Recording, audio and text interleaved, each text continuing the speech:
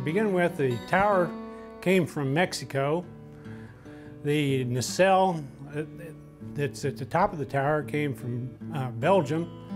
The generator came from China. The bearing, the main bearing for the generator came from Germany. The bracket that holds the navigation light at the top of the tower was made by Gene Bowler.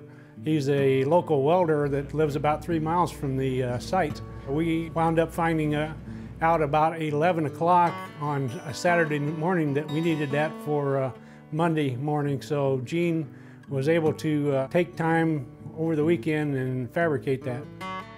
The generator itself produces a variable frequency AC depending on how fast the wind's blowing and what the computer tells the blades to do to get the most energy out of the wind. It comes down the tower and goes into a set of transformers, and that steps the power down from about 900 volts to about 670 volts. Then it is rectified or changed from an AC voltage to a DC voltage, and then that DC voltage is inverted back to an AC voltage that will match our line frequency, and then it goes through a couple of transformers to mate with our distribution voltage, which is around 7200 at that point.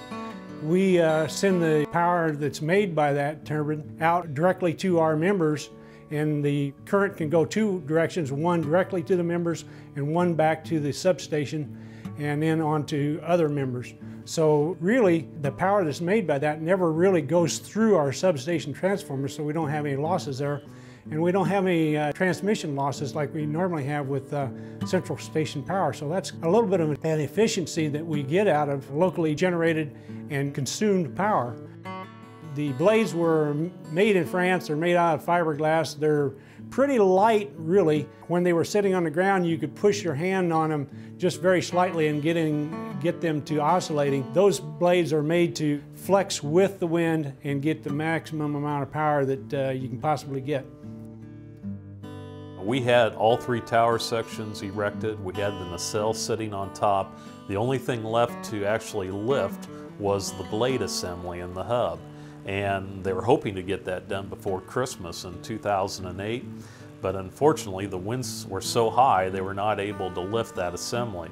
And it didn't get lifted until the end of December. On a calm night, it was around 6:30, the winds finally died down enough that they were able to lift that blade assembly and get it attached.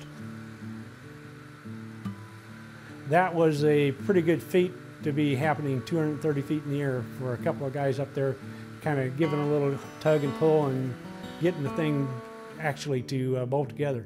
But everything really went together. I'm very happy to say that I did not see a single cutting torch or welding operation in there, so things fit. The only thing left to do was to do work inside the tower, which obviously the technicians would then just climb the ladder. And that's a big ladder too. It's 230 feet from the base of the tower all the way up to the nacelle. I haven't heard a single comment about our rate adjustment, but I've heard probably at least 50 direct inquiries about the wind turbine, from how much each part weighs to how long it took to get it there and how far it had to come from. So there's just a lot of interest on every phase of this project. People that aren't even customers of ours are interested and enthused about the project. The other comment I keep getting is, can I climb to the top of that thing? And though we can't allow people to do that for insurance purposes, it's exciting to me to know that so many people are excited about this thing and want to see it work. I've had a lot of people come up and say, it really looks great. All the people on our system are really enthused about this turbine. Many people went over there to watch it turn and they're all enthused, and naturally I am too. The GobNob turbine project is important to RECC because we felt like the need of our co-op advancing into the future and trying to provide green, renewable resources. Just to see and stand up on top of that hill and to see the surrounding countryside and see what that generator is going to help in our surrounding area, I think it's important to our board and our members. I have received nothing but positive comments on the Cooperative's involvement in this renewable energy project. I think we all feel good about it, whether we view wind power as a way to cut carbon emissions or possibly view wind power as a way to cut our dependence on foreign oil, it seems to strike a common goal with just about everybody you talk to. And with that, my board chairman behind me, Jim Ayers, and I would like to present something to Governor Quinn. And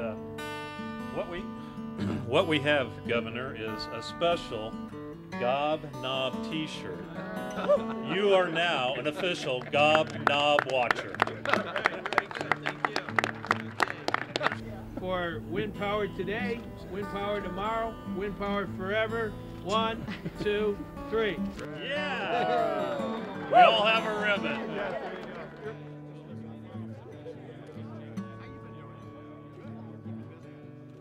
I am extremely proud to be a part of this co-op, and I'm extremely proud every time I drive by that site and I see those blades turning.